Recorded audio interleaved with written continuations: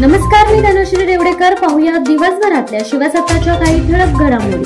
रायगडच्या पालकमंत्री पदाच्या मुद्द्यावरून या दोन्ही पक्षातील वाद विकोपाला गेलाय. गोगावले व तटकरे यांचा तिढा अद्यापही सुटलेला नाहीये.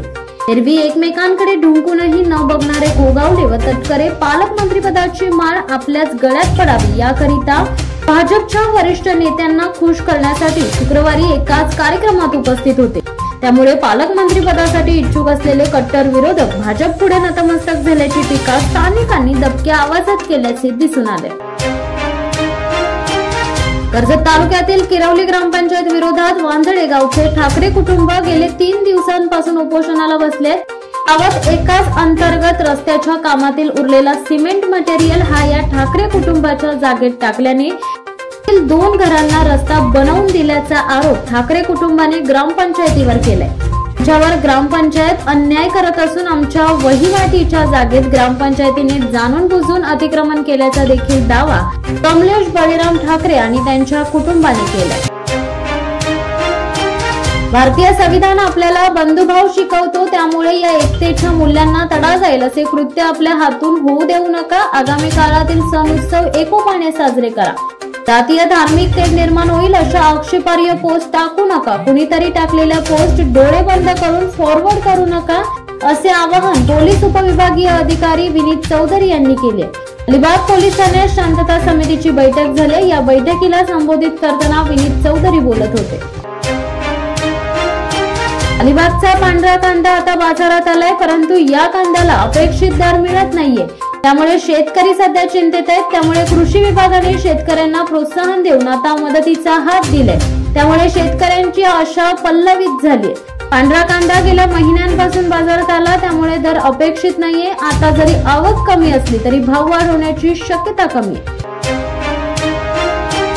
रायगडावरील वाघ्या कुत्र्याच्या स्मारकावरून वादाची नांदी उभी ठाकली आहे. राज्यात कबरी ते कांबरा असा वादाच्या प्रवासाने आणखी एक गंभीर वळण घेतले. वाघ्या कुत्र्याच्या स्मारकावरून वाद उभा ठाकला आहे. त्यावर संभाजीराजे छत्रपतींनी काही पुराव्यांचा दाखला देत वाघ्याचे स्मारक तिथं नव्हते असा दावा केलाय. तर होळकरांच्या वंशजांनी त्यांची भूमिका मांडली. या वादावर आता मुख्यमंत्री देवेंद्र फडणवीस यांनी मोठी घोषणा केली.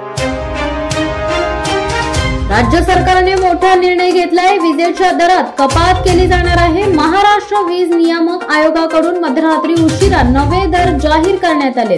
1 एप्रिल पासून विजेचे नवे दर लागू करण्यात येणार आहेत. वीज स्वस्त झाल्याने याचा सर्वसामान्य लोकांना मोठा दिलासा मिळणार आहे. घरगुती वीज वापरकर्त्यांना वीज दर कपातीमुळे दिलासा मिळणार आहे. याचा उद्योग क्षेत्राला देखील मोठा फायदा होणार आहे. मराठी नववर्ष तसेच गुढीपाडव्याच्या निमित्ताने सर्व शहरांमध्ये जय्यत तयारी सुरू आहे. या निमित्ताने नवी मुंबईतील विविध भागात भव्य स्वागत यात्रांचे आयोजन करण्यात आले. पारंपरिक ढोल ताशांच्या गजरात आणि लेझिम पथकांच्या तालावर तसेच पारंपरिक वेशभूषांमध्ये मिरवणुका निघणार आहेत. त्याच्या तयारीसाठी नवी मुंबईत उत्साहाचे वातावरण निर्माण झाले.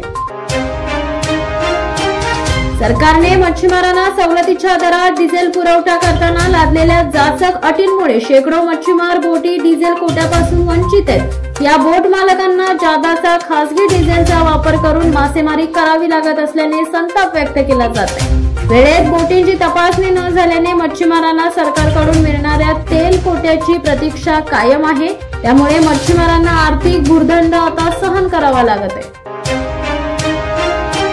बरोबर गुढीपाडव्याच्या आदल्या दिवशी म्हणजेच फाल्गुन अमावस्येच्या दिवशी हिंदवी स्वराज्याचे दुसरे छत्रपती धर्मवीर संभाजी महाराज यांची औरंग्याने निर्घृण हत्या केली. या अमावस्येला आपण मृत्युंजय अमावस्या म्हणतोय. बरोबर 40 दिवस सतत मृत्यूच्या छायेत वावरूनही तसुबारही न ढळता हिंदवी स्वराज्यासाठी स्वतःचे शिरकमल अर्पण करणाऱ्या संभाजी महाराजांनी त्या मृत्यूवरही विजय मिळवलाय आणि आपला हिंदू धर्म स्वाभिमानाने जपलाय. म्हणून ही मृत्युंजय अमावस्या दिनांक 8 एप्रिल सोमवार मृत्युंजय अमावस्या आहे. आपण सर्वांनी जमेल त्या प्रकारे निदान या एका दिवशी तरी वरीलपैकी एक पर्याय स्वीकारावा. सोमवार दिवसभर शंभू महाराजांच्या बलिदानास आठवावे. त्यांनी सोसलेल्या छळास मनोमन अनुभवावे. त्यांच्या नावाने एक दिवा लावावा. हीच त्यांना खरी सुमनांजली असेल. तर या होत्या दिवसभरातल्या ठळक घडामोडी. अशा ताज्या घडामोडी पाहण्यासाठी शिवसत्ता टाइम्सला सबस्क्राइब करा. तुर्तास धन्यवाद. धडक बेधडक वृत्त देणाऱ्या आपल्या शिवसत्ता टाइम्स न्यूज चॅनलला लाल बटन दाबून सबस्क्राईब करा आणि बेल आयकॉनला क्लिक करायला विसरू नका।